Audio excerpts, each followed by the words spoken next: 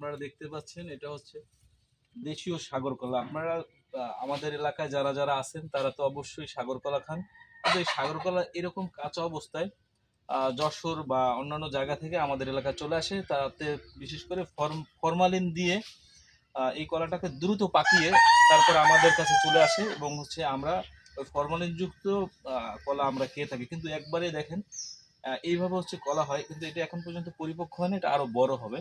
তবে একটু দেখানোর চেষ্টা করেন এই যে কলা গাছের যে অবস্থাটা, এই ছোট কলা গাছে এত বড় যদি একটা কলার ছড়া হয়, তাহলে বোঝেন যে আসলে মানে কতগুলো কলা হয়। তো এরকম একটা কলার দাম যদি বিশেষ করে যদি পাইকারি মনে করেন 3 টাকা হয়, তাহলে এখানে যতগুলো কলা আছে, অর্থাৎ কলা যে আসলে লাভজনক ফল, এবং হচ্ছে কলা গাছ আপনি যদি সুন্দরভাবে চাষ করতে পারেন, আমাদের এলাকায় কিন্তু এভাবে কলা চাষ করা সম্ভব, এবং সাগর কলা কিন্তু আমরা এলাকা পরিপূর্ণ করতে পারি। তাইলে আর আমাদের বাইরে